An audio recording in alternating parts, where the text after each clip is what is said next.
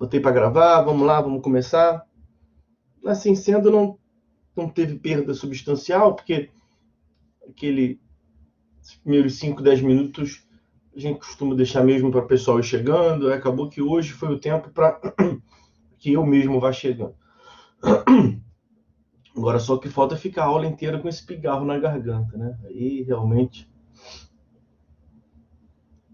fica complicado. Vê se meu bom e velho café me ajuda.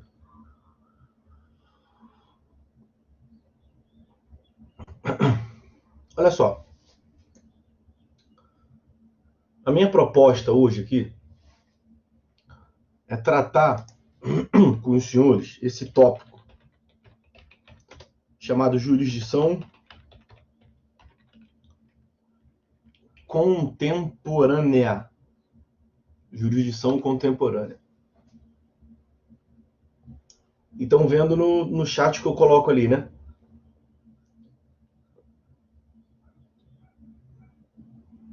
Tá aparecendo para vocês o chat aí que eu vou colocar? Basta um botar sim. Sim? Alguém ativou o microfone aí e tá dando eco. Ah, sim, ótimo, beleza. Ótimo, beleza. É porque, vou explicar para os senhores, que está aparecendo para mim um xizinho vermelho. Não tem um X, tem um traço vermelho na minha conexão. Primeira vez que acontece isso, por isso que eu estou com esse receio. Mas está tudo funcionando. Então não vou nem mexer aqui. Vou deixar desse jeito. É aquela instabilidade do sistema. Então, tá ali, jurisdição contemporânea. Esse tópico, jurisdição contemporânea, bom, primeiro por quê? Por que eu vou falar dele? Porque nós vimos na aula passada que prevalece o entendimento no sentido de que na ciência processual o principal instituto é a jurisdição. Falamos sobre isso na aula passada. E aí, sendo o principal instituto a jurisdição, nós vamos começar a tratar da jurisdição em alguns vídeos, em alguns encontros, né, em algumas aulas, em alguns vídeos, igual no meu curso lá, em algumas aulas aqui. Provavelmente nós vamos ficar até quase o final do semestre tratando disso. E eu já quero começar com voadora no lustre, já mostrando para os senhores a importância da jurisdição. Então, vou mostrar para os senhores como é que é a jurisdição hoje em dia. Para que os senhores entendam como é que o Estado exerce a função jurisdicional nos dias de hoje, nós vamos precisar entender, na verdade, como é que funciona o direito hoje em dia. Então, é uma aula que eu reputo muito importante, não apenas para a minha disciplina, mas para ajudar a compreensão dos senhores sobre o fenômeno jurídico, lato sensu, no sentido amplo.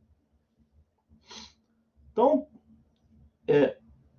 a depender da capacidade dos senhores absorverem, que eu vou passar aqui, isso pode fazer um bem para os senhores para a compreensão do direito como um todo. Eu digo a depender da capacidade dos senhores compreenderem com a maior pureza de alma e com a maior tranquilidade do mundo.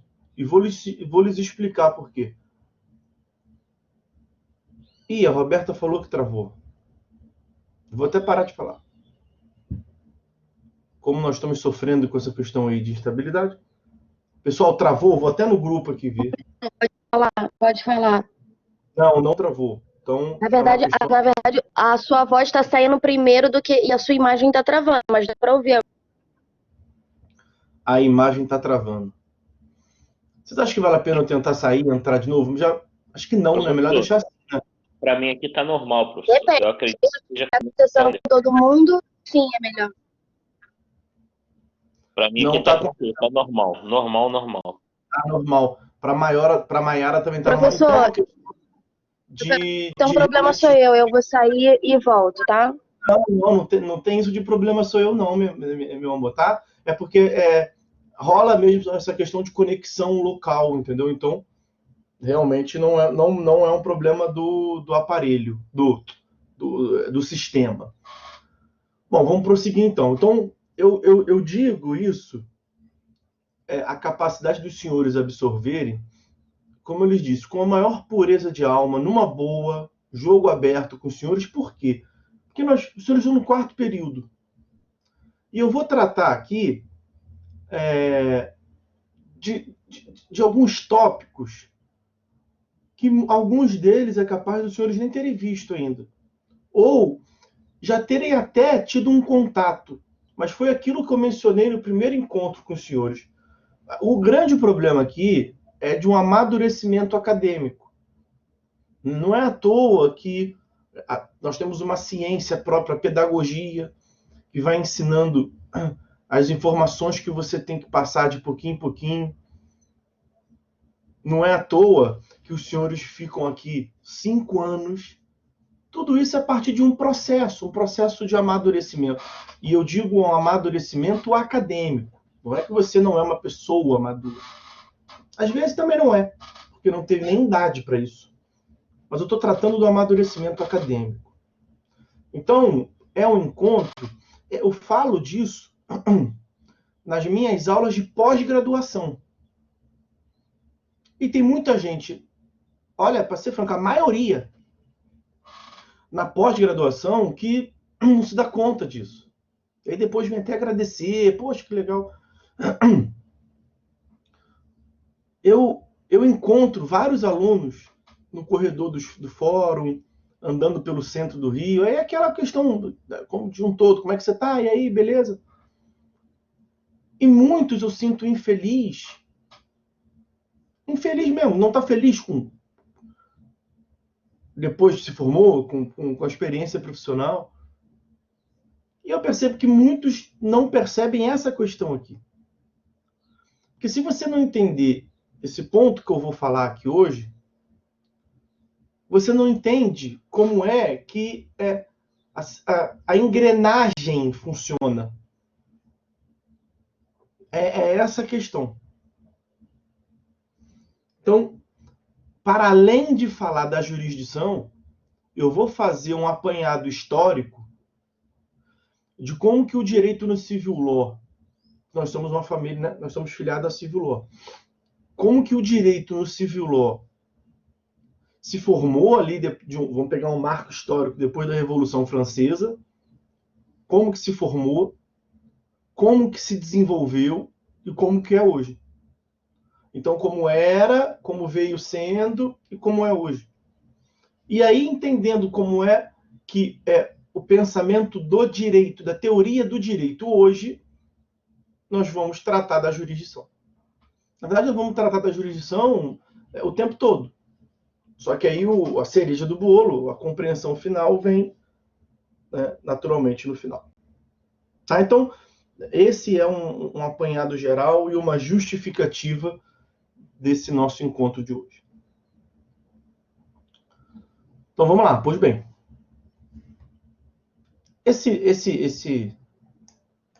A aula de hoje ela se divide em 3 tópicos. E eu vou colocar aqui no chat.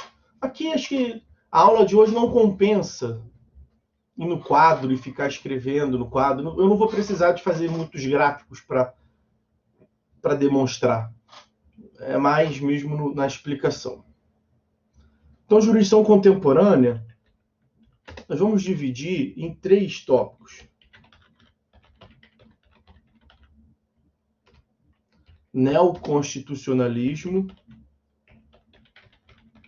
pós-positivismo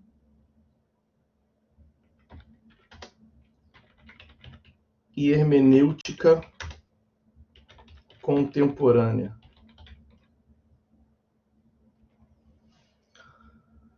Acontece, senhores, que esses tópicos eles não são passados de modo separado. Agora vamos falar do item 1. É isso. Agora vamos falar do item 2. É isso. E agora do item 3, separado, estanques. Como se fossem compartimentos separados. Não é assim que funciona. Nós vamos fazer a análise tudo de uma vez. Porque eles são fenômenos que se interrelacionam. Há uma conexão intrínseca entre eles. Um gera consequência direta no outro. Um só é assim ou assado por conta do outro. Então está tudo associado no mesmo balaio. Neoconstitucionalismo é o novo constitucionalismo. Só para diferenciar cada um desses tópicos. Então, nós tivemos um primeiro movimento constitucionalista, que os senhores viram em direito constitucional, ou estão vendo ainda. Mas eu acho que já viram. Logo no começo de Constitucional 1. Salvo engano, eu já dei aula de Constitucional. Salvo engano, Constitucional 1 é no terceiro período. Salvo engano. Então nós tivemos um primeiro movimento constitucionalista, o constitucionalismo, que vem desde Grécia. Que defende a necessidade, a conveniência de termos uma Constituição. Só que esse movimento constitucionalista, ele sofreu um contra-ataque, vamos assim dizer. Eu costumo brincar que ele sofreu uma rasteira acadêmica. E aí eu já vou explicar depois, com o tempo, isso. E ele foi enfraquecido. Ele passou por um enfraquecimento teórico e prático. E aí veio um novo movimento. Veio um novo constitucionalismo. Que defende, que pretende ser uma continuação do anterior. É uma nova forma de se pensar a Constituição. Então, resumidamente, sobre o item 1 é isso. E tem muito mais coisa para falar. Pós-positivismo. O pós-positivismo é uma nova concepção do direito distinta do positivismo. Então, o pós-positivismo pretende marcar o seu nome como sendo o mundo após o apocalipse, vamos assim dizer. É uma concepção teórica, é um conjunto de ideias, uma ordem de ideias, que é frontalmente colidente com a anterior. E essa teoria anterior era chamada teoria positivista. Os senhores já devem também ter visto, Introdução ao Estudo do Direito, História do Direito, uma confrontação clássica entre os jus naturalistas e os jus positivistas. Agora nós temos uma nova visão, que é o pós-positivismo. E eu quero pontuar bem essa distinção. Se o neoconstitucionalismo é amiguinho do constitucionalismo, isso é um novo, é como se fosse um constitucionalismo 2.0, constitucionalismo revigorado, fortalecido. Então é a manutenção das ideias da concepção anterior com novos argumentos. No pós-positivismo não é assim. No pós-positivismo a ideia é de ruptura. O pós-positivismo quer matar o positivismo, quer acabar com o positivismo. E quer que os estudiosos tenham a noção que essa concepção ela superou o positivismo. Então ela veio após. Você risca o positivismo, aí o que surge? O que nós temos então? Temos um pós-positivismo. É essa a ideia. Então nós temos que entender o que é o positivismo, para entendermos a forma atual de se pensar. E a hermenêutica contemporânea, hermenêutica, meus amigos, é a função de interpretação. Então, a hermenêutica contemporânea, nós vamos analisar, junto e misturado com a exposição que eu vou fazer aqui, nós vamos ver a função da interpretação hoje em dia, a função do intérprete. E aí nós vamos, resumidamente, ver que no positivismo exegético, no positivismo inicial, porque tem algumas visões do positivismo, eu não vou tratar, não compensa tratar disso aqui. Mas no positivismo, o intérprete não pode interpretar. No positivismo, a função do intérprete é aplicar a lei. E hoje em dia não é assim. No pós-positivismo não é assim. No pós-positivismo, o intérprete ele tem uma função que é a de construir o significado da norma para ser aplicada. Então ele define o que aquele texto significa. Então ele não apenas repete. Ele atribui um sentido. Resumidamente é isso. Então em cada um desses tópicos, nós vamos ver que era de um jeito, agora passou a ser de outro. E esse passou a ser de outro é muito importante. Porque é a forma como o direito, como um todo, é pensado. É por isso que, para vocês entenderem como é que a lei diz uma coisa e na decisão tem uma outra diferente. E não é porque o juiz errou. Em muitos casos é porque é a forma como se interpreta. Então, objetivamente, né, no final do dia, o que importa aqui é os senhores perceberem que não adianta ser um exímio decorador de lei. Na perspectiva atual do direito, não basta conhecer a lei. A lei não esgota o fenômeno jurídico. O princípio da legalidade, por exemplo, o tão famoso princípio da legalidade, hoje em dia ele vem sendo chamado de princípio da juridicidade. Princípio da juridicidade. Por quê? Para passar a ideia que estamos todos vinculados ao ordenamento jurídico. Juridicidade vem de ordenamento jurídico. E não apenas a lei. Mas nós, realmente, o princípio da legalidade, ele fez escola, né? E ele até hoje ainda é dito, mas assim, se você ouvir falar em legalidade, não significa mais o apego à lei. Mesmo para quem fala legalidade, é o que eu costumo dizer, nós temos que ter um filtro auricular, né? Nós temos que colocar um filtro nos nossos ouvidos. A gente vai ouvir falar uma coisa, ainda mais do povão, da galera, de quem não é técnico como nós. Vai falar uma coisa, mas o significado é outro.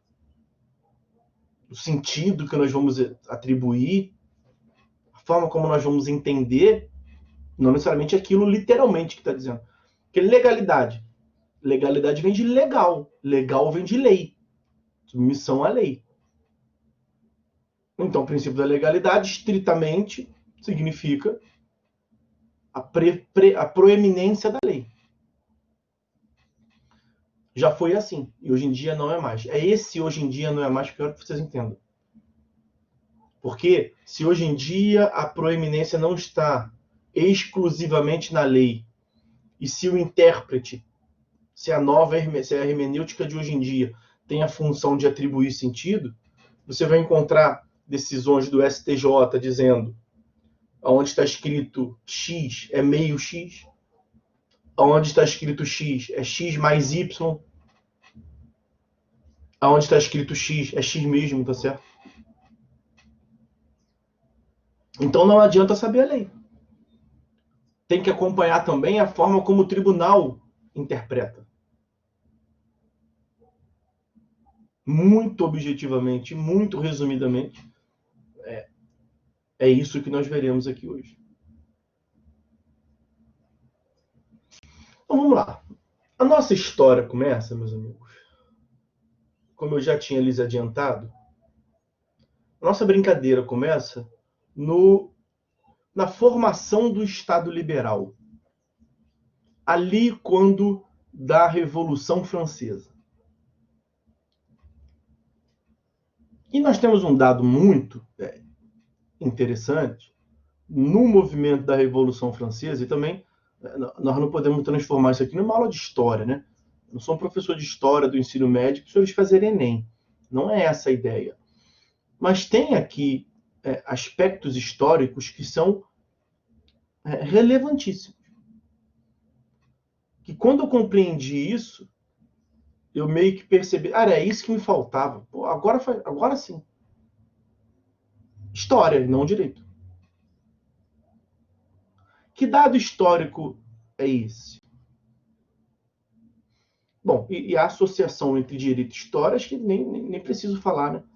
Porque o direito serve para regir a vida em sociedade, como nós vimos, e nós não temos uma única sociedade, né? Nós temos diversas sociedades, a depender da localidade em que você esteja, a depender do tempo em que você esteja, a depender da junção desses dois fenômenos. Pois bem, além de questões políticas, culturais, sociais e tudo mais.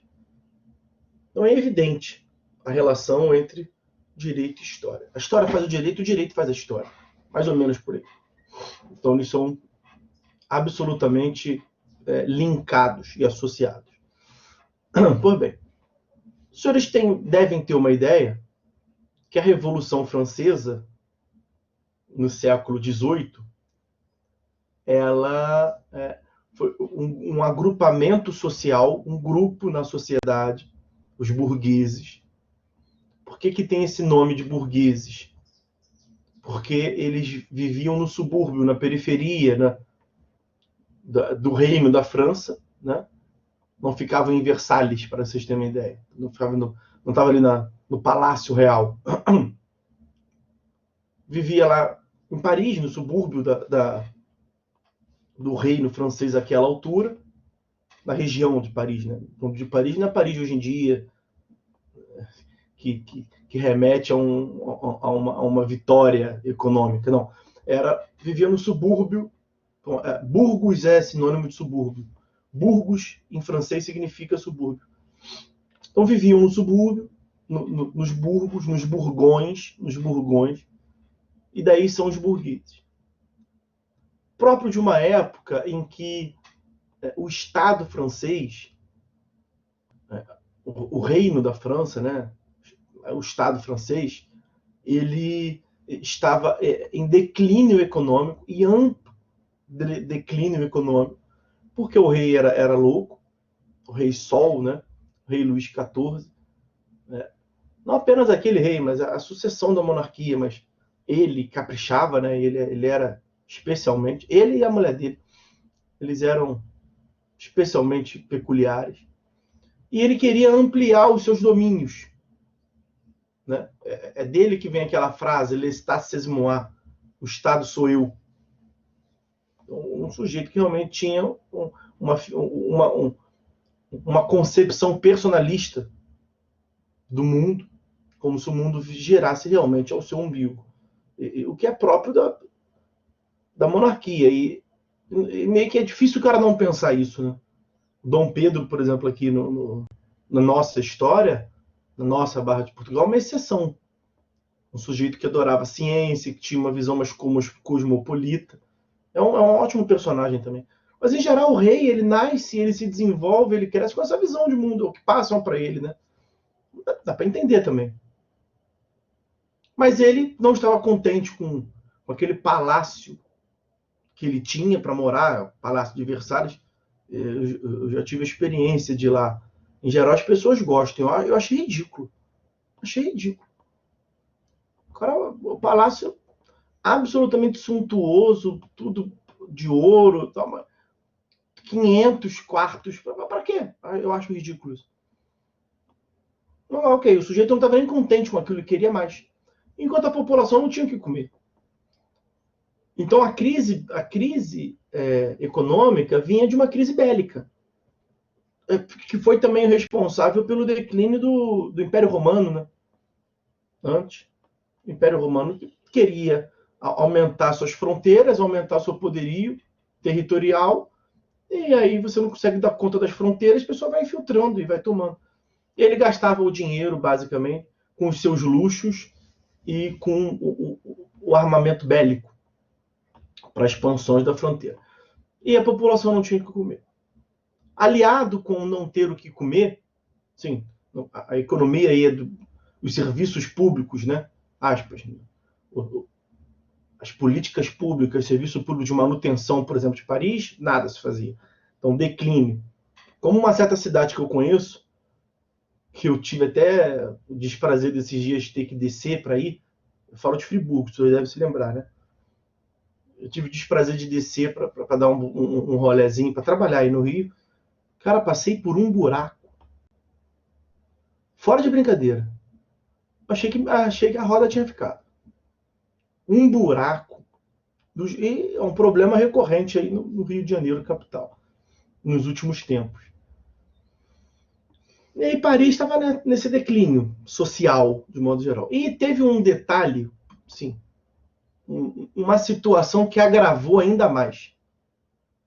Uma situação que agravou ainda mais. Que foi eu não sei como é que eu chamo, um inverno rigoroso. Um inverno rigoroso. Eu ia falar geada, não é? Um inverno rigoroso que acabou com as plantações que tinham ao entorno de Paris. Então, teve uma crise de abastecimento que se somou à crise social, de um modo geral. Já devem ter ouvido falar uma frase, um dito que é muito comum, que é o fato de dar pão e circo para a população, né? Dar diversão e dar o que comer para manter a pessoa viva. E aí muitos votos, né? Muitos adeptos, muito apoio você ganhará. Naquela altura, além da insatisfação social como um todo, não tinha pão para dar. Não tinha literalmente pão para dar. Literalmente. Foi uma crise, dentre outros insumos, do trigo, né? Tanto que quando o pessoal marcha, né? A população, os súditos, marcham para Versalhes, eles vão em busca, dentre várias reivindicações, de pão. As pessoas estavam morrendo sem ter o que comer. Pão mesmo, literalmente. Um insumo alimentar que vem desde priscas eras é o pão. Pão, a cerveja. Mas naquela altura eles estavam mesmo precisando de pão. Tanto que tem uma cena que é bem caricatural, que se costuma mostrar em séries e em filmes que giram em torno ali da Revolução Francesa, que é a população, a galera chegando nos arredores do Palácio de Versalhes e literalmente pedindo pão, reivindicando pão. E estava tendo um dos vários festejos lá no palácio, até que o pessoal da guarda lá, os responsáveis, chegam para falar com a rainha e explicam a situação. O pessoal quer pão. Ela falou assim, não tem pão da brioche. Assim, ignorou e mandou distribuir lá. Leva uma bandejazinha de brioche e dá para esses asnos aí, para essa subgente, como eles viam. Então, enfim, havia uma crise social, uma insatisfação geral, e tinha uma galera, né, alguns intelectuais /revolucionários, que estavam ali criando uma base, né, os burgueses, estavam criando uma base econômica, porque eles passaram a juntar o seu próprio dinheiro, uma base econômica e uma base intelectual para se contrapor ao sistema da monarquia, para acabar com a monarquia. E aí, o final do filme, vocês já sabem, né? Aqui o spoiler é necessário. Arrancaram a cabeça do rei. A revolução foi de tal ordem que mataram o rei. Rolaram a cabeça do rei em praça pública, como um símbolo de uma ruptura, né? De um novo momento. E aí surgiu o Estado liberal. Dentre essas bases teóricas que eu lhes falava, eles se utilizaram de Rousseau, a ideia de contrato social. Que história é essa que você... Qual sempre foi o fundamento da monarquia?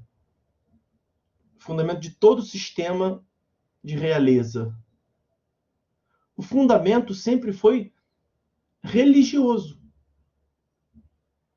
Em todos eles. Certo sujeito é rei porque Deus o colocou lá. Porque Deus quis. Isso é fruto de uma época em que não se tinha da razão. Mas em um certo momento a razão surgiu, né? Então o movimento iluminista, e por isso que os iluministas foram perseguidos inicialmente. Porque havia ali quem sabia que não tinha esse feixe de luz, né? Tinha aquela iluminação, ninguém via, mas quem disse que ele é rei? Quem disse que Deus que te nomeou? Cadê essa procuração que ele te passou para representar ele, né?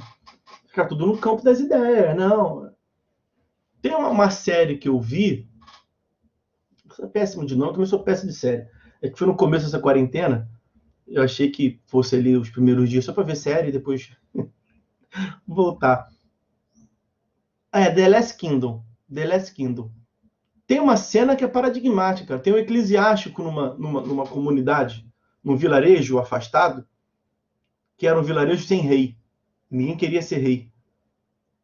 E aí vai o personagem, o principal, Ustra de Bebbenburg, acho que é isso. Vai o personagem principal, foi expulso de outra localidade, tal, estava meio que nômade, né, passando por ali, percorrendo os vilarejos. O líder religioso lá olha para ele, é um cara forte, bem dotado, tal, com vários cavaleiros atrás, falou: é nosso rei. Nomeou o cara rei. Todo mundo seguindo: rei, nosso rei, achamos o nosso rei. Graças a Deus, estávamos à procura do nosso rei. Meio que assim mesmo que era feito, né?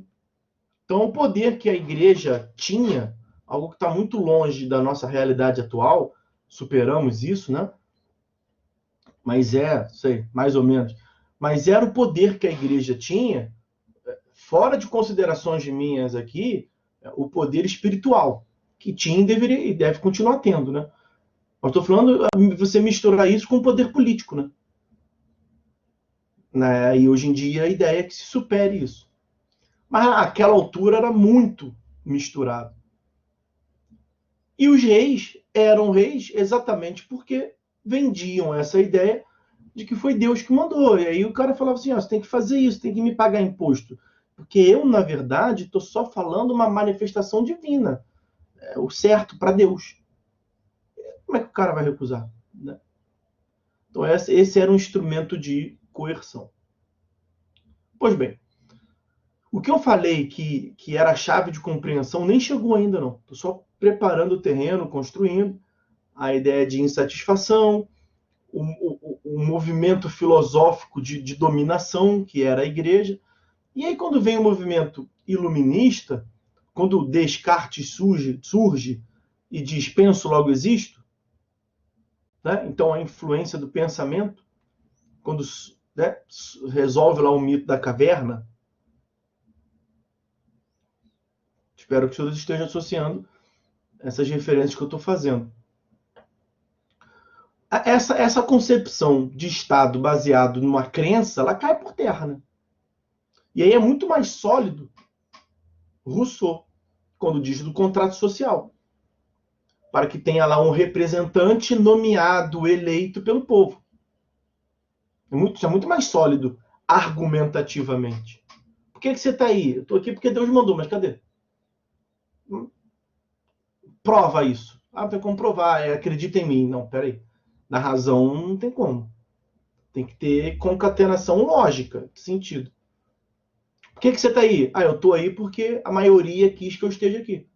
Como é que foi? Teve um pleito em tal localidade, em tal momento. Está aí a prova. Isso é muito mais sólido argumentativamente. Então, além dessa insatisfação econômica, da crise econômica, social, havia ali uma crise política também no sentido do modelo do Estado. E antes da Revolução Francesa, circulavam panfletos, tipos de jornais em Paris, que os soldados, vamos assim dizer, não é bem soldado, tá me fugindo, que a guarda real perseguia. Era algo meio que no submundo, assim, era escondido, que eram movimentos de impulsionando, instigando a revolução. Instigando a revolução. Então, isso foi tomando também corpo e a própria população foi comprando a ideia da revolução. De modo que quando cortaram a cabeça do rei, isso foi meio que um prêmio, vamos assim dizer, né? Foi um movimento simbólico de uma ruptura e de um novo momento político. Aí agora eu vou chegar no ponto que me parece muito importante e que me fez compreender de uma outra forma. Nessa dicotomia, nesses dois mundos, um mundo em crise e um mundo de ilusões, e um mundo de ilusão explorando o mundo em crise, né? Realidade. Então, a realidade do Palácio de Versalhes, tudo banhado a ouro, e a realidade dos subúrbios, onde não tinha saneamento básico, onde não tinha o mínimo, tinha pão. Nesses dois mundos, nós temos uma figura central para compreender o surgimento do direito no civil law, que são os juízes. Isso é muito importante. Os juízes sempre estiveram ao lado do rei.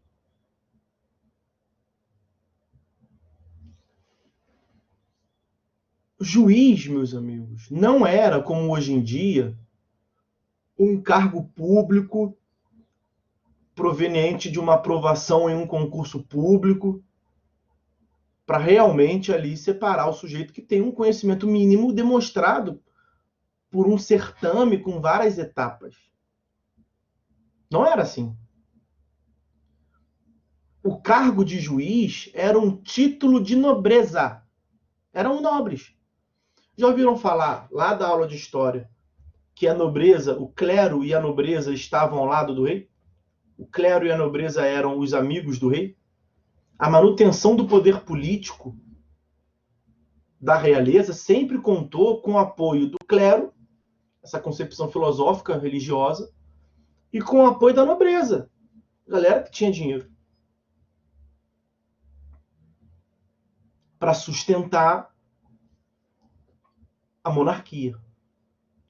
E o rei, portanto, sempre contou com o apoio dos juízes. Os juízes, para que os senhores tenham uma ideia, os juízes tinham uma ala no Palácio de Versalhes. Uma ala com aposentos. Acaba que o Palácio de Versalhes era a casa do rei e meio que uma casa de veraneio dos juízes. Juízes que eram nobres. Veja, você não era aprovado num concurso público, você recebia um título. Um título. Você comprava um título. Comprava literalmente. O título da magistratura, ele era repassado por transferência econômica. Ele era vendido, ele é dado, literalmente. Então por que você... Quem é você nessa sociedade? Eu sou um nobre, eu sou um juiz. Eu tenho o título da magistratura. O Marcelo trazendo uma consideração política atual, quase que o STF. Não é diferente, né? Mas é uma certa crítica que se faz. Mas, veja, é assim porque a Constituição diz que vai ser assim, né?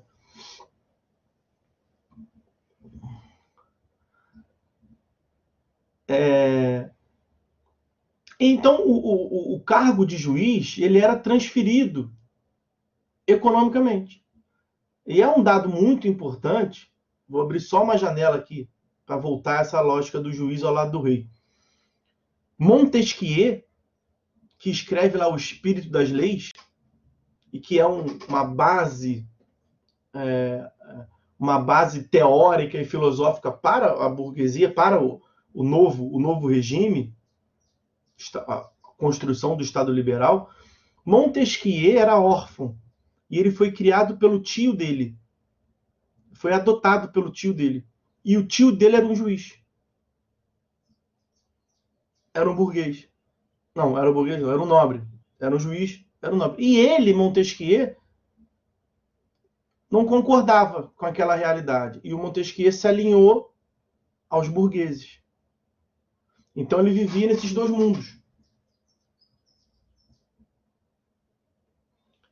O tio dele não tinha filho. Então, na linha sucessória, o Montesquieu herdaria o cargo de juiz do tio.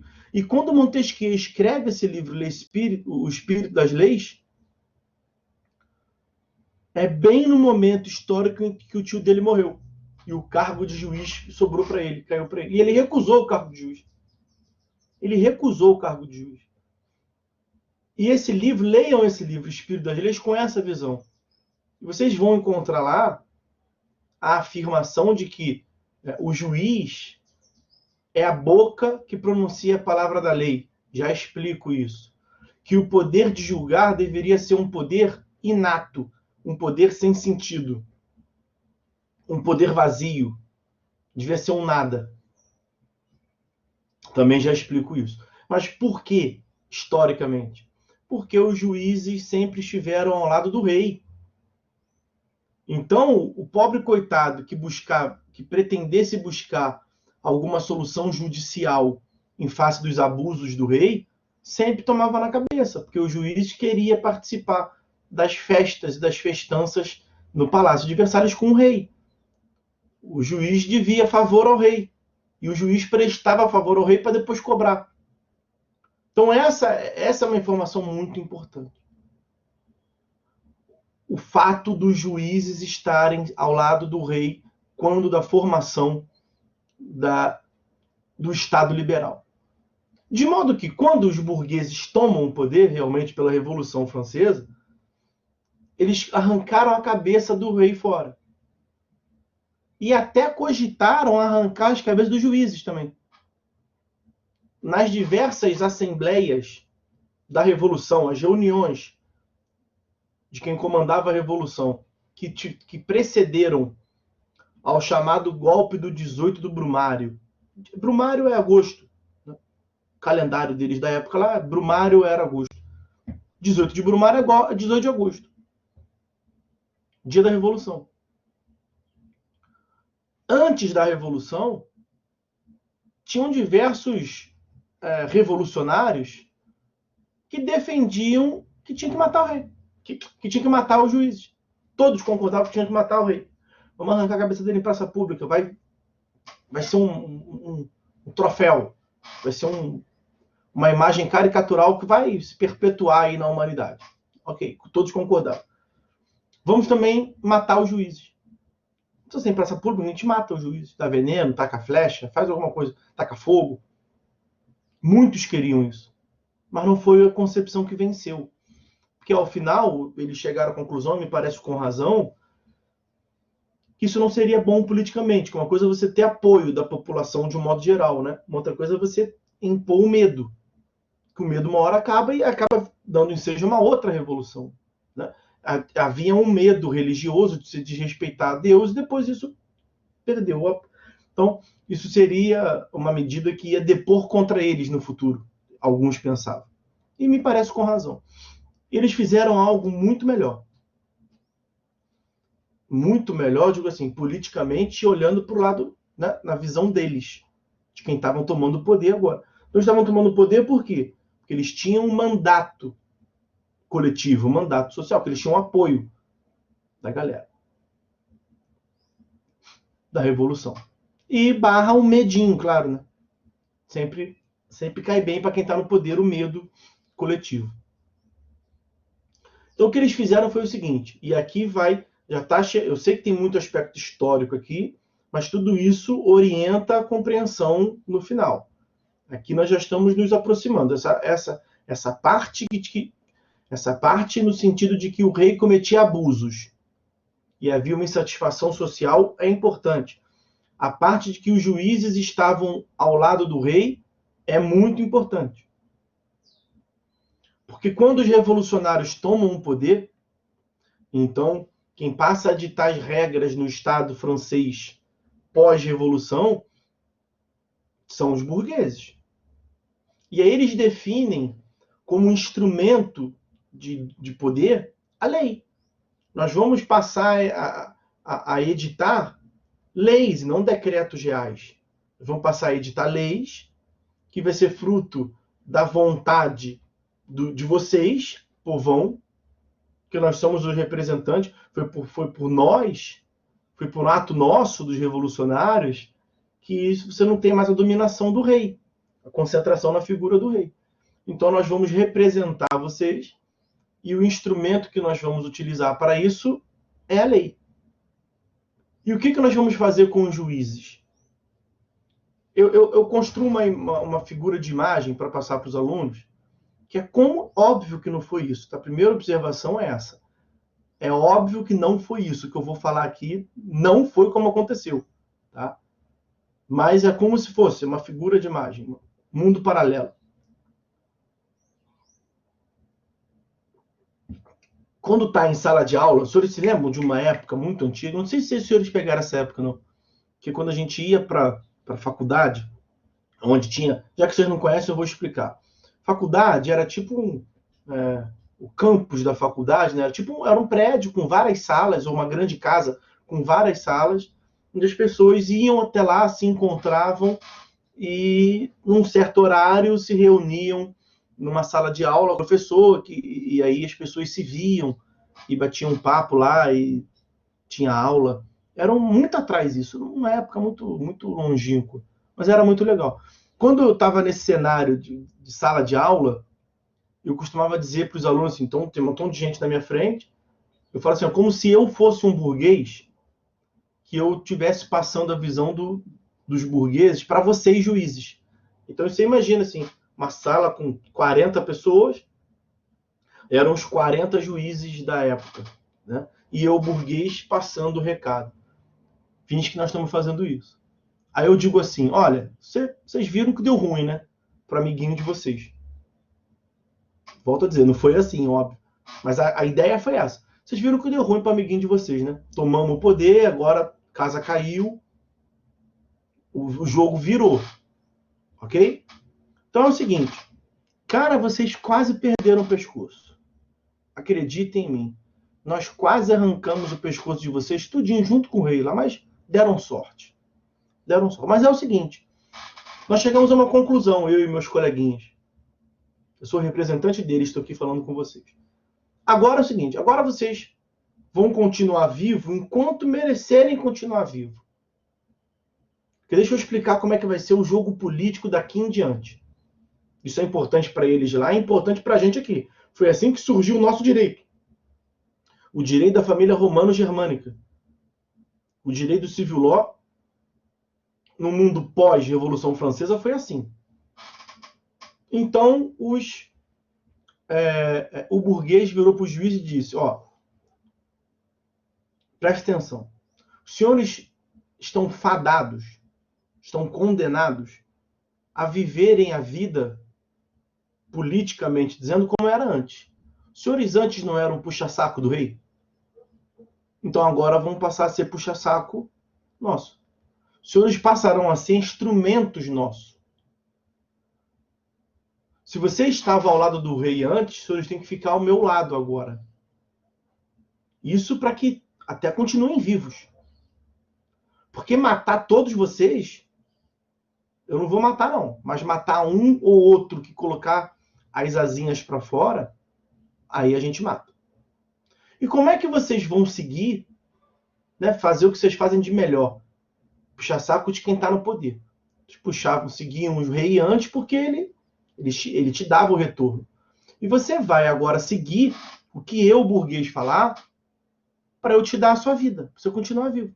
E continuar sendo juiz. Então, como é que eu, grupo político burguês, que acabei de tomar o poder, como é que eu vou me comunicar com a sociedade, de modo geral? Por meio das leis. Então, lá nós vamos nos reunir, vamos fazer as leis, e a sociedade vai ter que seguir. A sociedade, inclusive vocês. Então, qual é a função de você? A função dos juízes. Chegou o ponto. Qual é a função do juiz? Repetir literalmente o que estiver na lei. Mas é literalmente, é botar aspas no começo, aspas no final e só. Você não pode interpretar. Você não pode colocar uma vírgula. Você não pode falar isso, mas não tem. É para aplicar aquilo.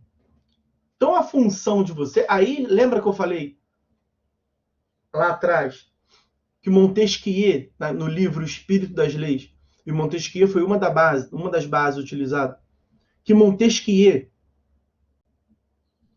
ele tinha uma frase de que o juiz era meramente a boca que pronunciava as palavras da lei. Isso é muito importante. Porque a analogia que ele fez, o que minha boca está fazendo agora?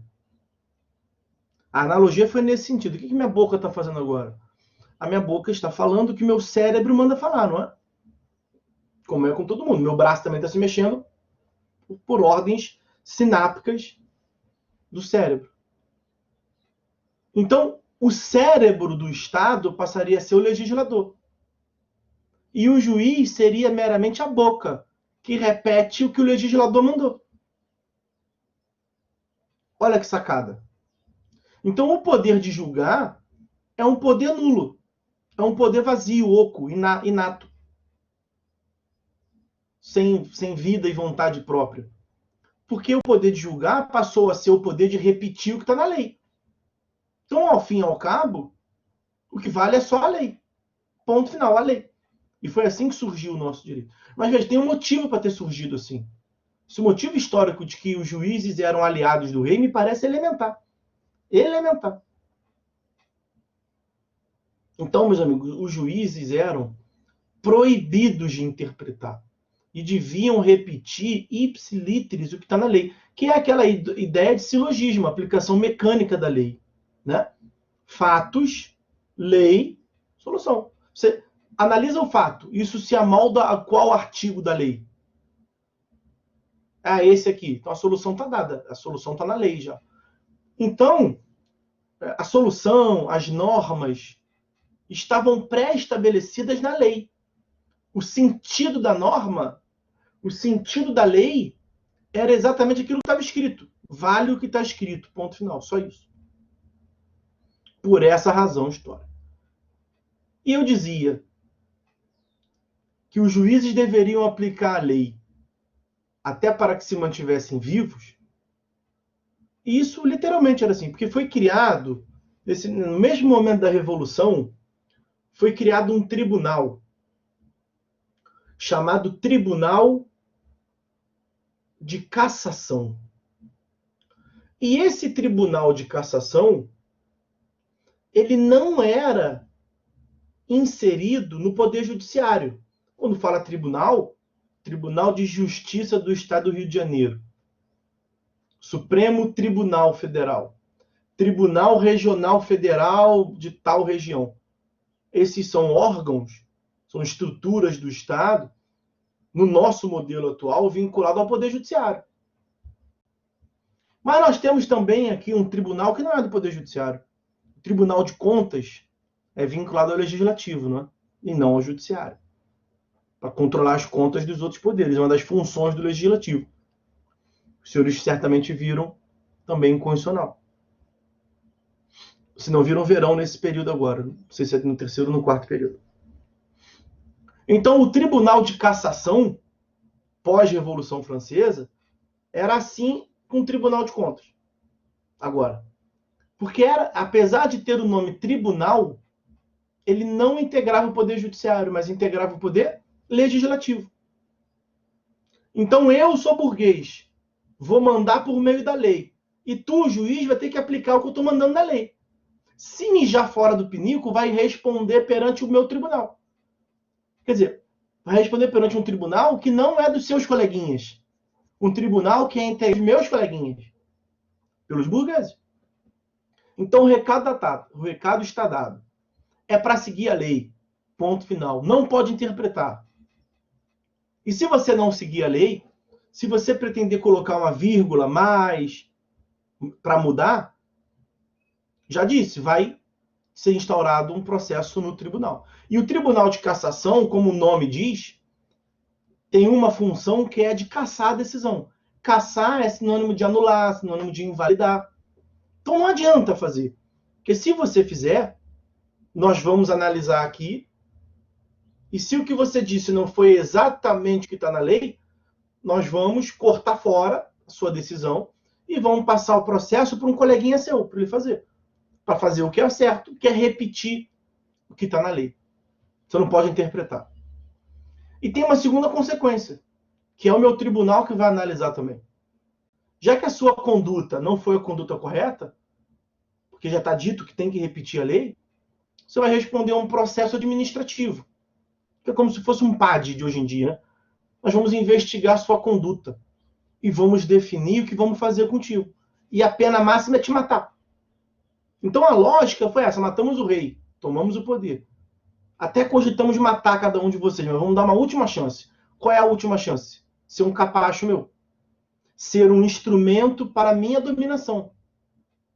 Então, o Estado vai ser orientado por meio da lei exclusivamente. Os senhores terão que seguir. Quem não seguir, nós vamos invalidar a decisão, então não adiantou nada, e vamos instaurar um procedimento para investigar sua conduta e podemos te matar. Matar todos os senhores, nós decidimos que não seria conveniente politicamente. Mas matar um por um vai ser até bom, para a gente realimentar a ideia de que os juízes não valem de nada. Então vejam, é assim que surge o direito no civil law, do qual nós fazemos parte. É por isso que nós temos o princípio da legalidade, e o princípio da legalidade significava exatamente isso: seguir friamente e literalmente a lei. E nesse movimento positivista, o positivismo se contrapõe ao justnaturalismo. O justnaturalismo, ele visa a construção teórica em cima de um nada, vamos assim dizer, em cima de uma ordem de ideias. Então tem que fazer o que é o justo, tem que respeitar a dignidade das pessoas. Só uma coisa. O positivismo dizia que isso era abstrato demais, que seria necessário ter um dado positivo. Não, eu tenho que ter um positivo, algo que eu veja. A lei. Então tem que seguir o que está na lei. A lei vai pegar o que está abstrato e vai positivar. O positivismo é uma concepção teórica que existe em todas as ciências. Então é uma questão, bem é uma questão epistemológica, vamos assim dizer, né?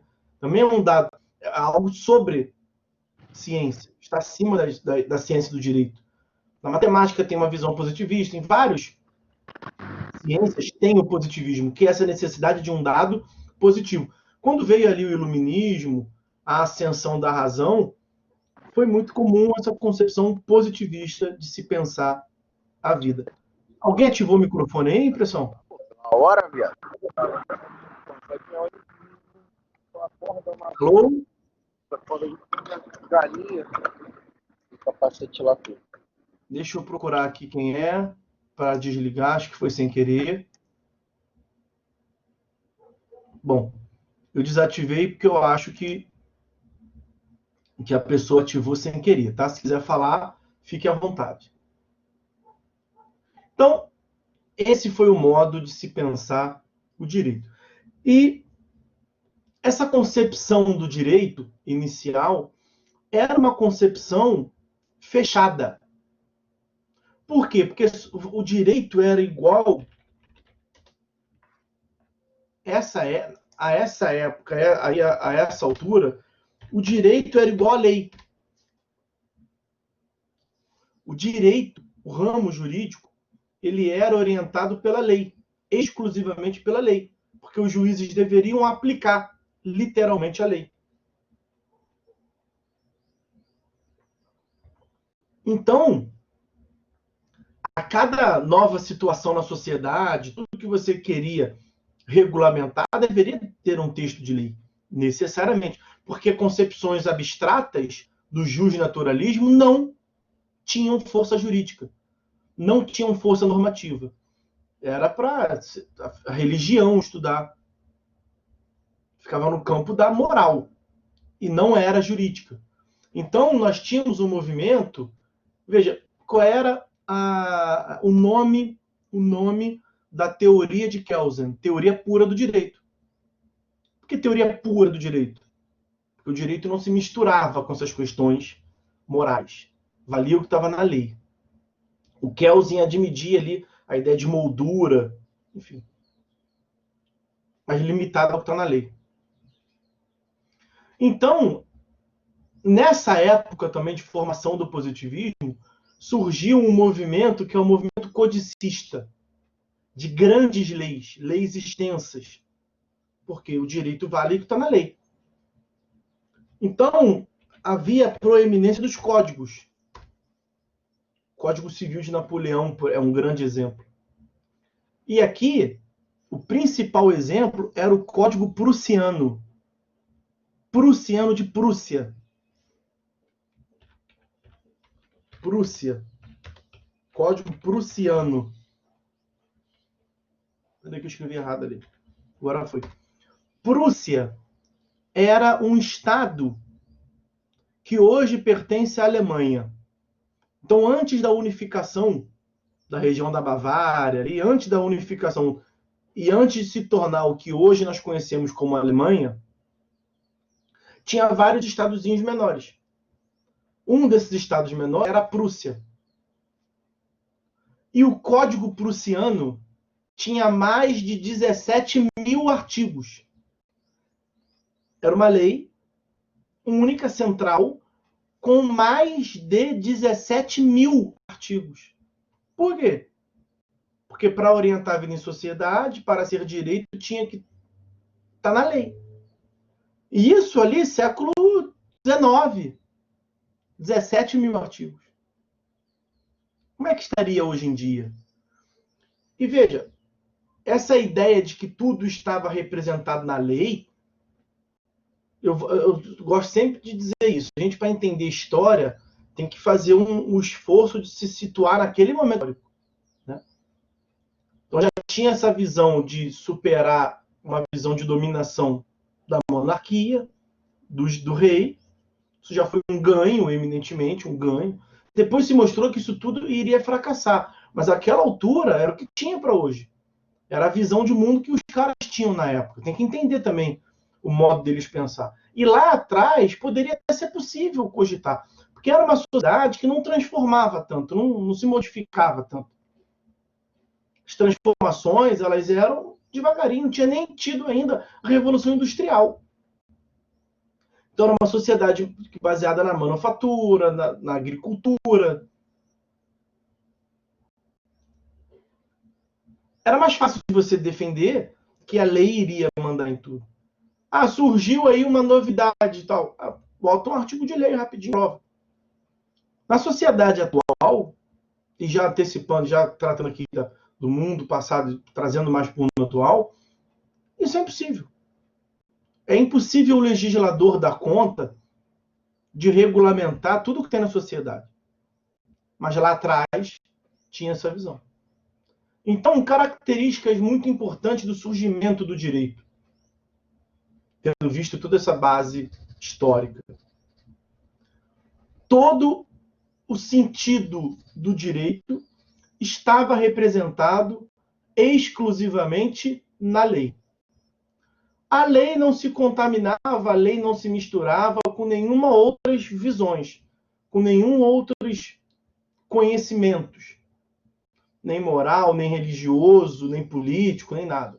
É só o que está na lei, ponto final.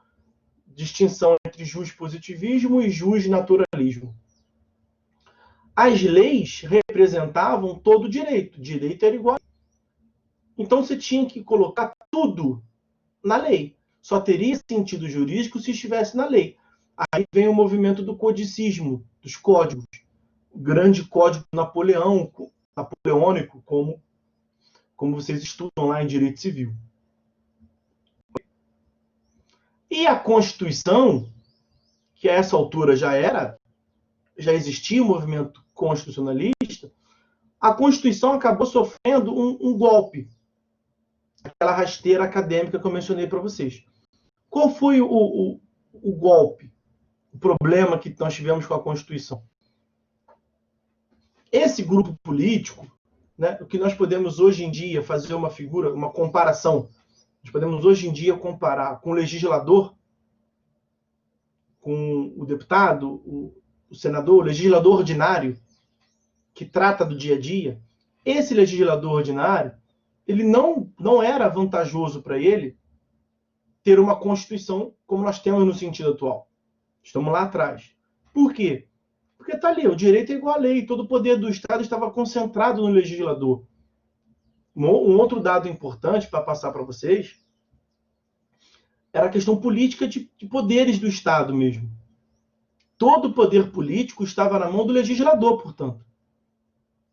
Se a gente pudesse fazer uma comparação do rei como sendo chefe do poder executivo, um sujeito que dá as ordens de como as coisas vão funcionar, a gente sai de uma concentração de poder na figura do rei, aspas, não é exatamente igual, mas como se fosse o poder executivo, agora sai do rei, vai para o legislativo, e o que a gente vê hoje em dia é a mudança para o judiciário.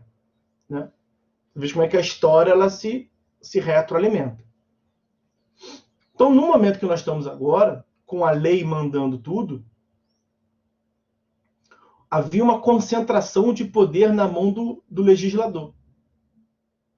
E ele tinha, portanto, que legislar tudo e qualquer tipo de atualidades que tivesse. Com o passar do tempo, na verdade, sempre teve críticas, esse modelo, né? As críticas do jus naturalista, mas eram sucateados, porque a grande concepção que prevalecia era que realmente tinha que ter um dado positivo e tinha que estar na lei. E o que os legisladores fizeram, como eu dizia? Eles acabaram dando uma rasteira no movimento constitucionalista, porque o que prevaleceu à época, como todo o poder estava na mão do legislador, o que prevaleceu era que a Constituição que existia, ela tinha apenas uma função de ilustrar, uma função de ser um ornamento, de decorar o ordenamento jurídico. Porque o que valia mesmo era a lei. Então, mesmo o que estava escrito na Constituição, aquilo só teria força, quando eu digo valer, é ter força normativa. Aquilo só valeria como força normativa, aquilo só seria aplicado se tivesse uma lei dizendo que o modo pelo qual aquilo vai ser aplicado. Então, o que estava na Constituição não era para ser aplicado necessariamente. O que estava na Constituição era apenas uma ordem de ideias, um objetivo a ser alcançado, uma meta estabelecida. Era uma meta, é onde a gente quer chegar. O que não quer dizer que nós vamos conseguir chegar lá. E quem é que vai saber se nós podemos chegar lá ou não? O legislador. Eu vejo que todo o poder estava na mão do legislador. A Constituição só valia no modo como a lei regulamentasse. Apenas. Então a Constituição era uma mera folha de papel. Vocês vão ver isso em Carl Schmitt, em direito constitucional.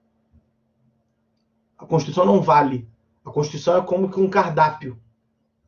E quem realiza o que está no cardápio é o legislador. Então, se a Constituição disser assim, na visão deles lá atrás, se a Constituição dissesse todos têm direito à saúde, não quer dizer que todos tenham na prática direito à saúde. Quer dizer que um dia, o que a gente colocou como meta lá no final, é que todos tenham direito à saúde.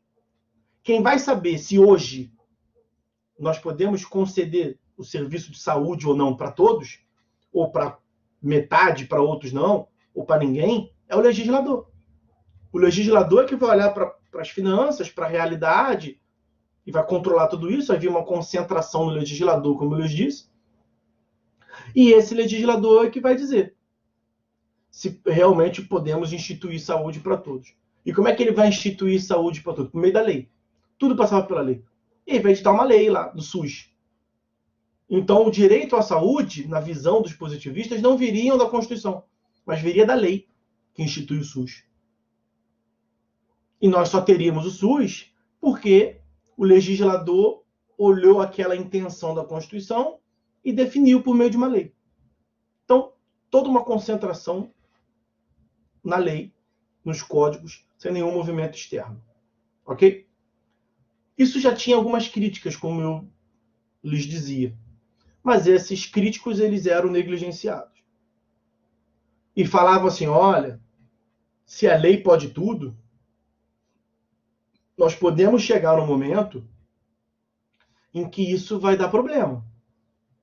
Porque se a lei é um recipiente, é uma forma de instrumento normativo, e se for possível colocar qualquer coisa lá dentro, você pode dar água, professor Arthur, você pode dar café, professor Arthur, você pode dar suco, pode dar Coca-Cola.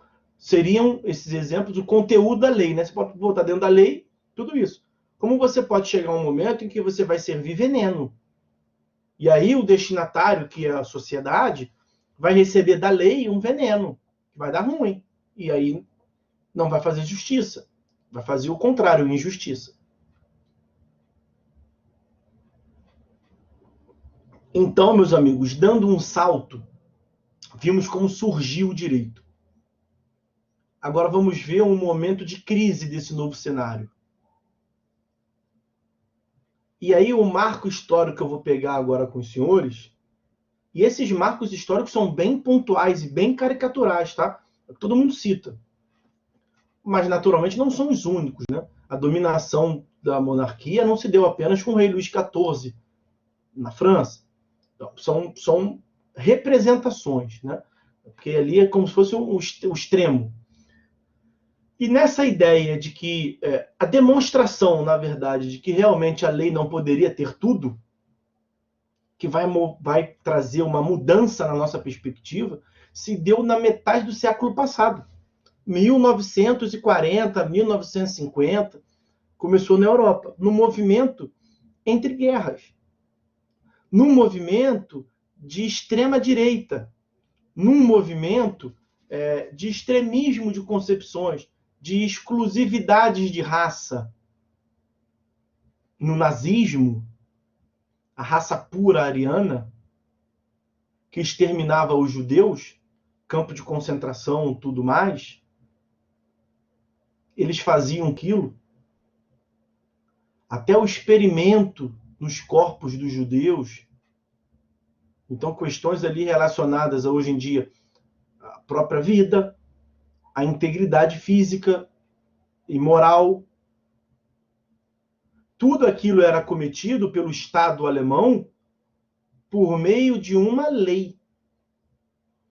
Havia disposições em lei, dizendo que quem não for da raça pura ariana pode ser enviado por campo de concentração, pode perder um dedo se for necessário para fazer pesquisa, pode sofrer com choques, pode ficar numa câmara de gás para ser exterminado. Direito falou isso. E aí os justnaturalistas disseram assim, eu avisei que um dia iriam servir veneno. Olha o problema aí.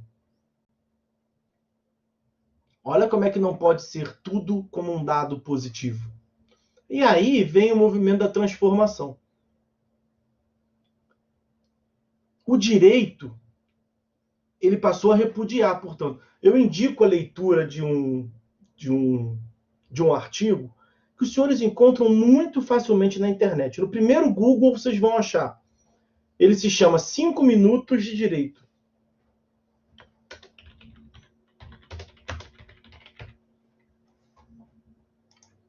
Deixa eu ver aqui rapidinho. Depois eu vou dar uma atualizada. 5 minutos. Eu fiquei com medo de ser outro título. 5 Minutos do Direito. De Gustav Hansbrook. São 5 páginas ali. Que você realmente lê em 5 minutos. E é a visão de um cara que era contra o justnaturalismo e mudou de ideia. Filosoficamente mudou de ideia. Porque viu que realmente a gente pode servir veneno. Então agora, já fiz apanhado histórico como um todo, Agora, tratando de dados mais tangíveis para vocês, mais concretos. Eu reconheço que esse encontro ele é muito aberto no campo bem filosófico, mas um dia os senhores vão dar valor a isso. Um dia os senhores verão como é que isso é importante, o modo de pensar o direito. E aí, portanto, se percebeu que nós não podemos servir veneno. Que no direito, que na lei não pode ter tudo. E aí, vou passar a botar ali para os senhores no chat, tá? Nós passamos a ter uma primeira mudança importante. Uma mudança importante. O duplo critério de validade. Duplo critério de validade das normas. Para que uma norma seja válida, antes era apenas analisado o aspecto formal. O que é duplo critério? É um critério formal, um critério material. Qual que sempre foi o critério formal? A análise do processo legislativo. Quem propôs a lei poderia propor? Poderia. E o quórum de início da sessão, o quórum de deliberação, o quórum de aprovação, foi respeitado? Foi respeitado. E aí, tem duas casas legislativas? Em todo lugar do mundo tem, né? Mas tem duas casas legislativas, Câmara e o Senado. Passou por uma, foi para outra, tá tudo bem do ponto de vista formal? Tudo bem do ponto de vista formal. Tá, foi aprovado. Aí foi para o chefe do Poder Executivo, para sanção ao veto? Foi. Ele sancionou? Sancionou. Publicou. Então tá valendo. Então tá valendo, aplica-se. Era o que nós tínhamos antes. Tudo na lei. Se a lei foi aprovada, aplique-se. Se a lei está mandando matar judeu, mata judeu. Fazer o quê? Tem que aplicar a lei. Hoje em dia, nós não temos essa visão meramente formal. Agora, nós temos dois critérios de validade. E o critério de validade que se soma ao formal é o material. E no critério material de validade, surgem aí, ó, segundo tópico, os direitos fundamentais. Os direitos fundamentais, meus amigos, não são outra coisa senão concepções justnaturalistas. E a gente fala de direito fundamental hoje em dia. Então veja que hoje em dia nós temos uma mistura, uma posição intermediária. Não é nem apenas justnaturalista, nem justpositivista. Nós temos uma simbiose entre esses elementos. E aí vem a afirmação dos direitos fundamentais, como um combate aos regimes de exceção. Sempre que eu falo de direito fundamental, e o direito fundamental por excelência, né, é a dignidade da pessoa humana,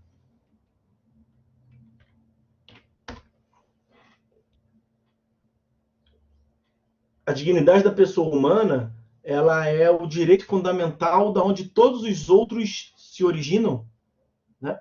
Então é o direito fundamental por excelência e que é uma carga valorativa muito importante no nosso sistema, né? Está lá como objetivo da República, dignidade da pessoa humana, artigo 3º da Constituição. Eu lembro do Kant. Já falei de Rousseau, falei de Montesquieu, falei de Gustav Hansbruck, Kant. Vejam, os filósofos são importantes. Kant tem uma frase elementar, linda, sobre a dignidade da pessoa humana, que é, para mim, a melhor definição. Ele dizia assim: as coisas têm valor, as pessoas têm dignidade. Olha a profundidade disso. Eu sou adepto daquela ideia de como é que é? Pequenos frascos, grandes odores. Como é que é? Os melhores perfumes vêm nos menores frascos. Uma coisa nesse sentido, assim. A genialidade está na capacidade de você reduzir, para facilitar, né? Olha o alcance disso. As coisas têm valor.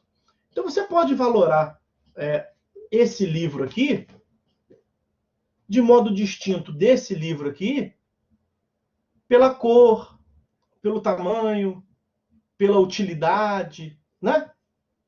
Aí é questão de mercado, vai valorar. E você atribui valores diferentes. Pode fazer isso. Porque as coisas têm esse atributo de valoração. As coisas, elas servem para uma finalidade, né? Então, ela tem essa natureza instrumental, cada um pode atribuir o seu valor. As pessoas não. As pessoas não podem ser diferenciadas para que uma tenha valor maior do que outra. As pessoas são dotadas todas de um mesmo e único atributo, que é a dignidade. Olha como é que isso é uma ordem de uma concepção moral, de uma concepção valorativa. E que não há definição no direito. O direito diz, atualmente, que nós temos que observar, respeitar e promover a dignidade da pessoa humana. E o que é isso? Não tem resposta pré-estabelecida. Veja como é que mudou muito o cenário.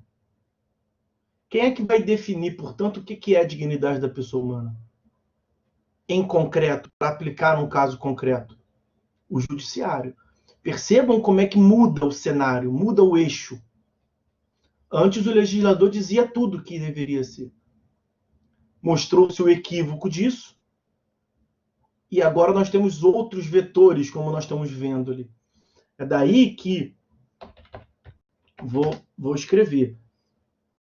O Barroso e os neos constitucionalistas como um todo trata da reaproximação do direito com a moral. Reaproximação do direito com a moral. Os critérios valorativos voltam a ter importância. Porque não basta apenas o que está formalmente escrito. Nós temos que ter o critério material. E o critério material são os direitos fundamentais. E os direitos fundamentais não têm uma definição pré-estabelecida. Aí você vai precisar definir o sentido daquilo pela interpretação. É por meio da interpretação que você vai definir o sentido. Então percebam, um outro dado importante, que a interpretação passa a ter a finalidade de definir o sentido dos textos. E quem é que não é apenas o juiz que interpreta, tá? Mas quem é que essencialmente nos casos concretos postos para julgamento interpreta e define o direito? O juiz. Então olha como é que a interpretação muda de sentido. Um outro dado importante nessa mudança de paradigma é a superioridade e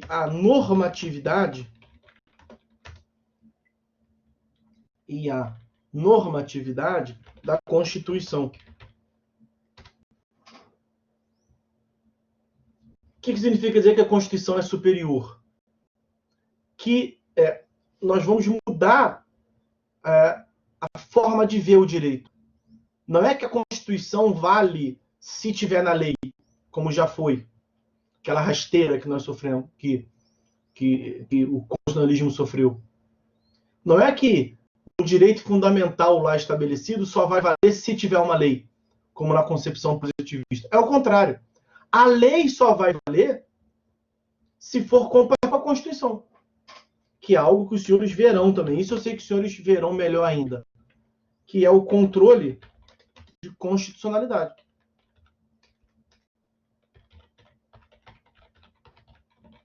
Controle de constitucionalidade. E quem é que controla a constitucionalidade ao final? Também não é unicamente isso, mas ao final. O judiciário. Por que uma lei é aprovada no Congresso? Você imagina um caso absolutamente excepcional de uma lei aprovada à unanimidade no Congresso. PSL e PSOL votaram no mesmo sentido. Algo inimaginável. Mas essa lei foi. 513 votos verdes na Câmara. 81 votos verdes no Senado. Todo mundo votou, não teve uma divergência, não teve nenhuma divergência. Então, ali nós temos, nesse caso hipotético, que os senhores nunca verão, mas nesse caso hipotético, porque os exemplos é bom você dar uma extremada para fazer entender, uma lei aprovada pelos representantes de toda a população brasileira. 100%. Não teve uma, nem abstenção, nem voto contrário. Todo mundo votou a favor. Ah, mas qual é o conteúdo dessa lei? Então, essa lei vale, professor? A princípio vale, né? É o princípio da primazia de... Não, não é? Perdi aqui. Acho que é a primazia de validade das leis, né? Acho que é esse o nome do princípio. Princípio da primazia de validade das leis. A princípio, a lei, acho que não é primazia, não. Acho que eu estou sendo traído aqui pela memória. Mas é esse sentido aí. A princípio, a lei vale. A lei nasce válida. Mas ela necessariamente vai ter todo o tempo de validade? Ou ela pode ser declarada inconstitucional? Ela pode ser declarada inconstitucional. Seja em razão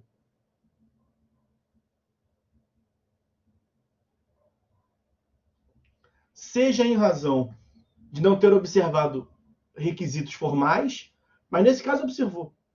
Seja por uma questão material ou direito fundamental. Professor, qual é o conteúdo dessa lei aí hipotética que você está cogitando? É o seguinte, você lê lá e está lá o artigo 1º dizendo que a partir daquele momento será autorizado o fuzilamento em praça pública dos professores de processo civil caucasianos, cabelo curto, preto, barba e gordo. Eu preciso fugir do país? Professor, gordo, branco, cabelo grisalho, cabelo meia-meia, o Estado pode matar. Eu preciso fugir do país ou eu ainda tenho solução? Eu posso pedir proteção aqui em algum lugar? Eu posso pedir a declaração de inconstitucionalidade dessa lei para que o Estado me proteja dele mesmo, do Estado? Posso. E aonde eu vou buscar isso? No Poder Judiciário. Porque a função do Poder Judiciário não é proteger a maioria. E é aqui que gera muito ruído. Isso e tem a ver com o controle de constitucionalidade. Então, o Judiciário controla a constitucionalidade das leis. Uma constitucionalidade que não é apenas formal e também material. Um outro dado importante é a função contra-majoritária que o Judiciário tem.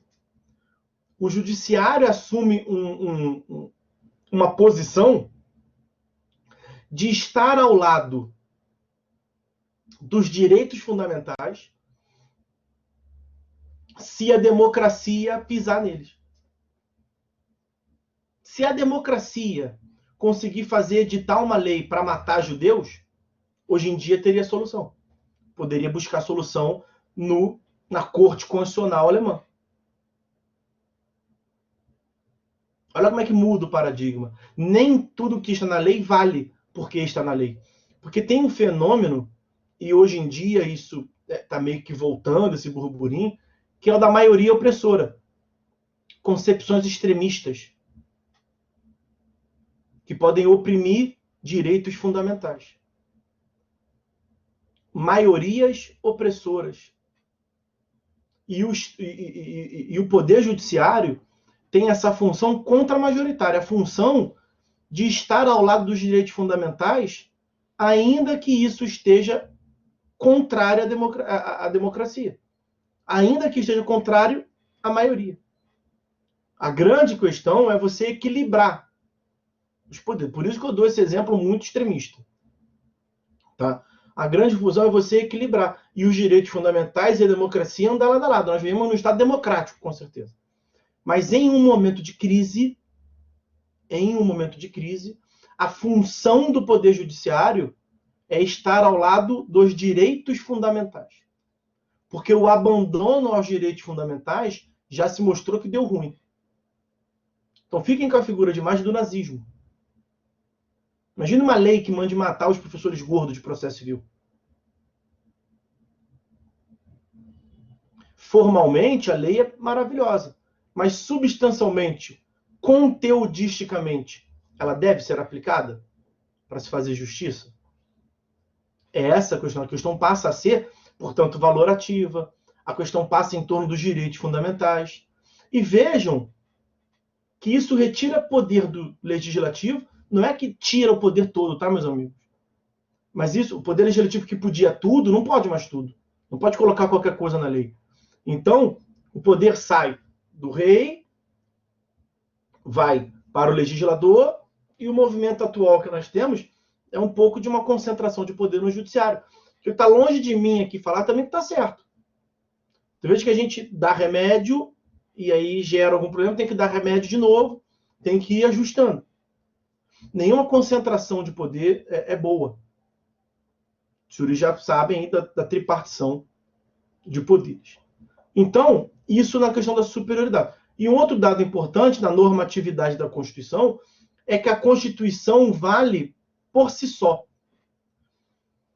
Nós tiramos o eixo do direito dos códigos e o eixo central do direito passa a ser a Constituição. O movimento chamado...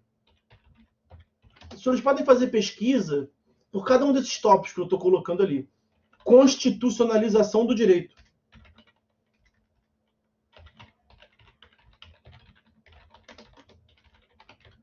Constitucionalização do direito. Significa que a Constituição ela é o guia mestre de todo o direito.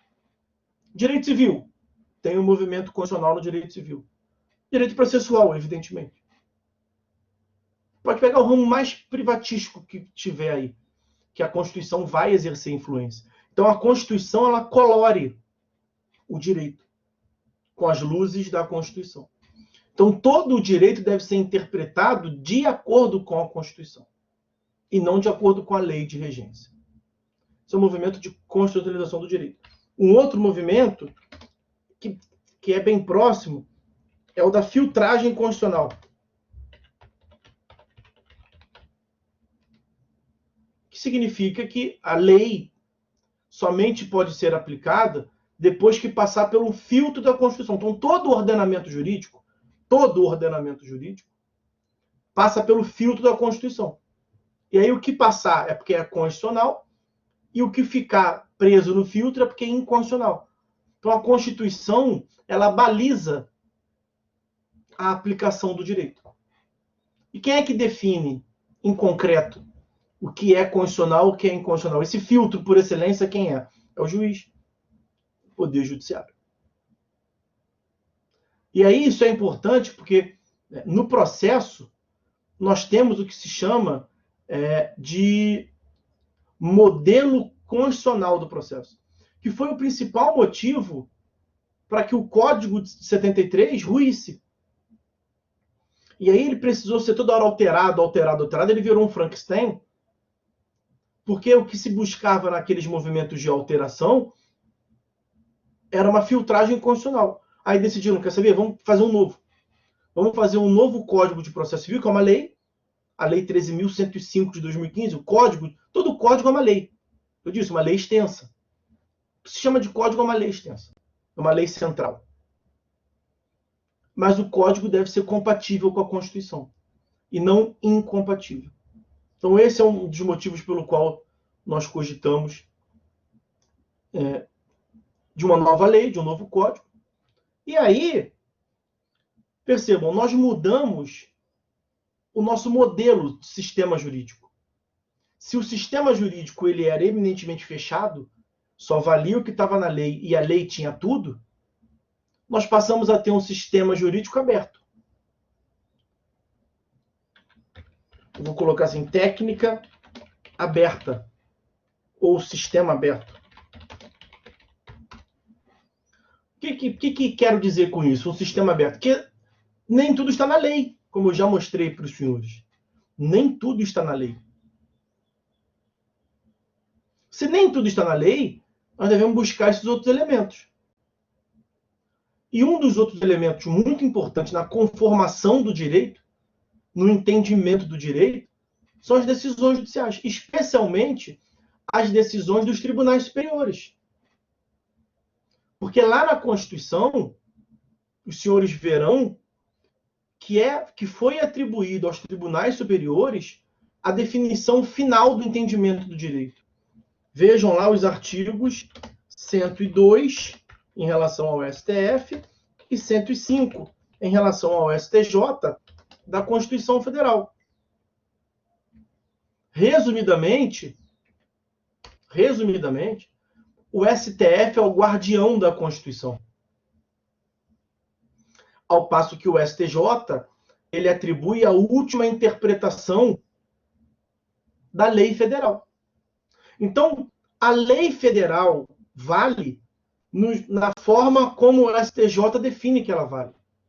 A Constituição vale na forma como o STF define que ela vale. E é assim, é isso que os senhores têm que entender. Tem que entender como é que surgiu valendo o que está escrito. Como é que é atualmente. Atualmente não vale apenas o que está escrito. Eu vou lhes dar um exemplo que é, ao meu ver, é um resumo. Abri errado. É um bom resumo disso que eu estou tentando passar para vocês aqui, que é o artigo 5º, inciso 67 da Constituição Federal. Eu estou pegando aqui na página do Planalto. Constituição Federal. Estou pegando na página do Planalto. Artigo 5º, inciso 67 da Constituição Federal. Está aí. Olha o que está escrito. Não haverá prisão civil por dívida. Não haverá. Então essa é a regra. Mas ela tem exceção. Salvo, e vai trazer as exceções. Então, qual é a exceção de não poder prender? É poder prender. Então, não pode prender.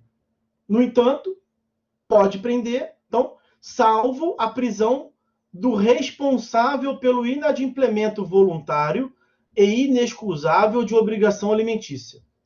Então, não pode prender. Por dívida.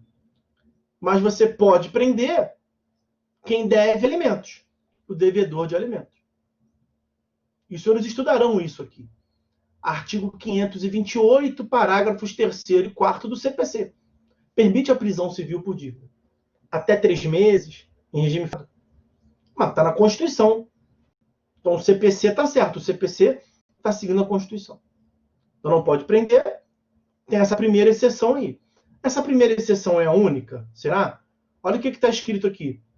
Não haverá prisão civil por dívida, salvo a do depositário infiel. Nós temos uma regra, como é que nós temos que destrinchar os textos. Não haverá prisão civil por dívida. Esta é a regra que está lá. Exceção 1. Exceção 1. Salvo a do responsável pelo de obrigação alimentícia. Então, exceção 1, estou copiando aqui, ó, salvo. E o que significa esse salvo? Pode prender. Exceção 1, salvo, pode prender. O responsável pelo inadimplemento voluntário e inexcusável de obrigação alimentícia. Mas nós temos uma outra exceção. Está escrito no texto da Constituição. Então, exceção 2. Salvo, pode prender. E aí eu vou botar aqui o texto. Salvo, depositário infiel. Então, salvo, pode prender. Depositário infiel. É isso que está escrito. Está escrito na Constituição. Por isso que eu acho paradigmático. Mas sabe quantas exceções nós temos? Escrito temos 2, mas na prática, hoje, se você for aplicar hoje você não pode prender depositário infiel. Não pode prender. Veja como é que não basta saber. Não basta ser um exímio decorador de lei, nem na Constituição. Não pode prender depositário infiel. Tem súmula do STF. A súmula vinculante número 25 do STF prevê que não pode prender depositário infiel. É ilícita a prisão depositário infiel. É mais ou menos essa a redação da súmula vinculante. Pode prender. Não, mas a Constituição está dizendo que pode prender. Mas o 102 da própria Constituição está dizendo que o STF é o guardião da Constituição. Então, não vale o que está escrito na Constituição. Vale o que o STF diz sobre aquilo. É isso, é assim que funciona hoje em dia. Mesma coisa, não vale o que está escrito no CPC. Aquilo ali é um projeto inicial. Na verdade, o sentido final é trazido pelo STJ, pelo artigo 105. A última palavra sobre a lei federal, quem pede é o STJ. É isso que os senhores têm que entender. Muitas das vezes não adianta ficar, mas excelência está na lei. Eu quero aplicar isso aqui porque está na lei, está escrito na lei. Aí gera um constrangimento, às vezes, na audiência. O juiz fala assim, pô, está na lei, mas o STJ interpretou essa lei e disse que não é assim. E eu tenho que aplicar o STJ. Eu tenho que aplicar o STJ porque a Constituição manda. Artigo 105 da Constituição Federal. O STJ concede a interpretação final. Nós temos 27 tribunais estaduais. 5 tribunais regionais federais. Cada tribunal pode entender de uma forma diferente. E o STJ é um só. O STJ vai dar a última interpretação. É isso que significa. Tá? Então, na perspectiva atual, eu colocaria uma outra visão, porque nós temos só 10 minutos. Hoje em dia, no pós-positivismo, o direito é maior do que a lei. O direito é maior, tem outros elementos, como uma decisão judicial. O direito é maior do que a lei. Por isso que se fala em princípio da juridicidade, princípio da juridicidade, e não princípio da legalidade. Porque a Constituição fala de um princípio da legalidade, né? Todos são iguais no limite da lei. A Constituição estaria sendo contraditória, né? É como se a Constituição não mandasse, quem mandasse fosse a lei. Não é essa a visão. A visão atual é a da juridicidade. São vários elementos. E naquela ideia de pós-positivismo, nós temos a teoria estruturante do direito. Teoria estruturante do direito de Friedrich Miller. Outra citação para os senhores aí. Friedrich Miller. Eu botei errado, botei 2 L's. É L, tá? São 2 L's. M-U-L-L-E-R. Você substitui aquele primeiro E por um L. Friedrich Miller. Teoria estruturante do direito. O que ele vai dizer? Essa ideia de que direito é maior do que a lei vem dessa obra. O direito é um conjunto de diversas estruturas. O direito não tem apenas a lei, uma única estrutura. O direito é composto por vários elementos, por várias estruturas que se conformam, como a Constituição Federal, como a lei, como a realidade social, como as decisões vinculatórias que definem sentidos. Outro dado importante é a de que vem tudo nesse contexto geral que eu tratei aqui com os senhores. O texto normativo, vou botar bem ali escrito, mastigadinho, o texto normativo é o que está escrito na lei. Texto normativo é o que está escrito. É diferente da norma.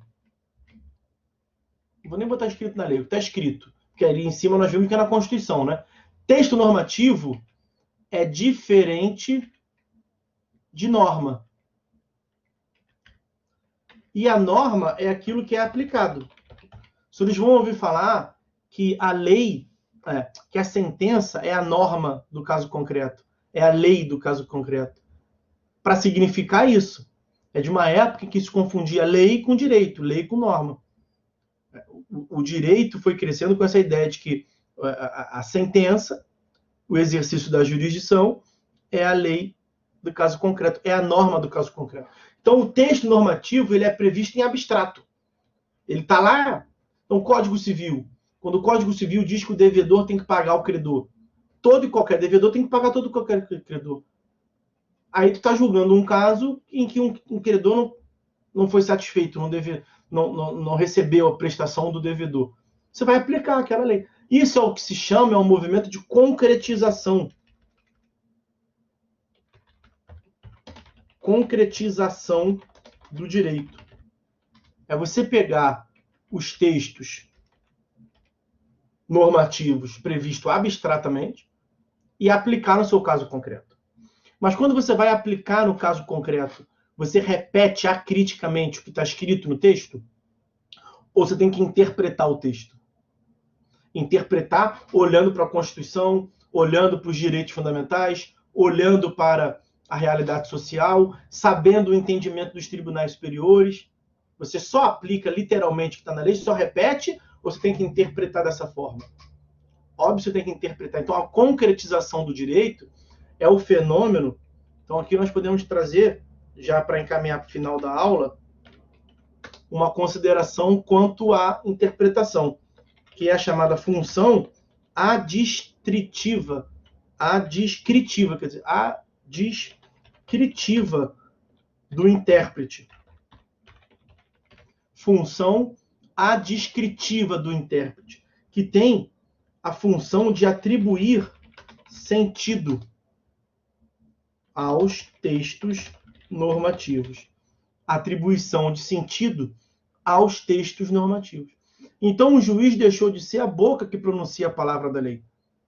O juiz passou a ter a função de interpretar esses diversos elementos que nós vimos ali, para que, ao final, ele atribua sentido à lei. Então, isso é um bom resumo da ópera, né? Por que eu tratei disso tudo com os senhores? Para que os senhores entendam o modo como se pensa o direito hoje em dia. Não basta ser um decorador de lei, saber a pena. E ninguém nunca disse que a lei não vale de nada. Isso nunca, naturalmente, foi dito. A princípio, você aplica a lei. A princípio, ela é válida. É presunção de validade da lei. Eu estava com primazia, lembrei. Presunção de validade das leis. As leis nascem presumidamente válidas. Mas ela não tem que ser aplicada ipsiliteris, necessariamente. Necessariamente. Então, a função de interpretar traz a necessidade de você bem compreender os direitos fundamentais, a doutrina, entendimentos consolidados na ciência sobre aquele tópico. Nós vimos que a ciência conforma a regulamentação, a legislação. Então, Constituição, direitos fundamentais, doutrina, as decisões judiciais superiores. Tudo isso você vai levar em consideração a realidade social, o caso concreto, quando você for aplicar a lei. E se você tiver fundamentos sérios para conformar o entendimento da lei, você pode fazê-lo. É esse o entendimento que prevalece hoje em dia. Naturalmente, isso gera também alguns problemas. Eu estou mostrando para os senhores como é que o circo funciona. Naturalmente, isso gera problemas, que é cada juiz pensar de um jeito, né? Nós já nos atentamos para isso. Aí você muda o problema, só você tira o problema do legislador e passa o problema para o juiz. Que é muito o que nós estamos passando hoje. Né? Cada juiz acha que é livre para dizer o que der na telha dele. Então, pouco importa o que está na lei, eu vou falar o que eu quiser porque eu sou livre. Também não é assim. Isso já é um outro problema. Já é um outro problema. Você tirou o problema do rei. Aí a solução era a lei. Aí a lei criou um problema. Aí você tira e você acha um remédio, um antídoto para a lei poder tudo. E aí alguns entendem que como a lei não pode mais tudo, significa que o juiz pode tudo. É um outro problema. O juiz não pode tudo. E aí a grande questão hoje em dia, de uma visão macro sobre o direito, sobre o processo, sobre a jurisdição, é encontrar limites para a atuação do Poder Judiciário.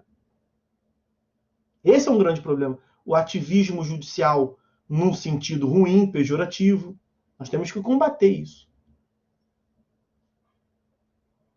E aí, apenas para dar botar aqui um detalhezinho, que eu tenho 2 minutos apenas, é por isso que o novo código, e nós vamos voltar a tratar disso, ele trata da vinculação. Por isso que nós temos pronunciamentos judiciais vinculatórios. Porque não faz sentido o STF definir uma coisa, o STJ definir uma coisa, e os juízes aqui embaixo continuarem aplicando o que quiserem. Isso é um problema, naturalmente. Então, com essas considerações todas aí, meus amigos, a gente encerra o encontro de hoje, resumindo que hoje em dia, ao exercer jurisdição, que tudo isso é para ver como é que é a jurisdição hoje em dia, né? Ao exercer jurisdição, o julgador não precisa necessariamente repetir o que está na lei, de modo acrítico. Ele não tem mais o tribunal de cassação que pode lhe matar. E a experiência, o desenvolvimento social já demonstrou que a repetição acrítica do que está na lei não é algo produtivo, não é algo bom. Já vou te dar a palavra, Roberta, não promove a justiça. Então ele pode interpretar para atribuir sentido, levando em consideração diversos elementos. Tá? Isso muito resumidamente. Diga, Roberta, você baixou a mão? Acho que era a Roberta que estava ali o nome, né? Oi. Toda essa visão histórica aí que o senhor falou é apenas para a gente ter uma base do que é a teoria geral do processo, ou não? Ou isso é uma prova, é para a gente focar nisso mesmo, porque vai cair questões sobre isso? Olha, não se preocupe com aspectos de prova, tá? É questão histórica, eu não cobro nada de história, naturalmente. O que é importante para vocês é entender como era e como está. O porquê que era e o porquê que está. Então, por que a lei podia tudo? Por uma desconfiança que tinha em relação aos juízes. Por que hoje em dia a lei não pode tudo? Porque já se mostrou que na lei você pode colocar que tem que matar judeus. Resumidamente, muito resumidamente, é isso. Ok, Roberto?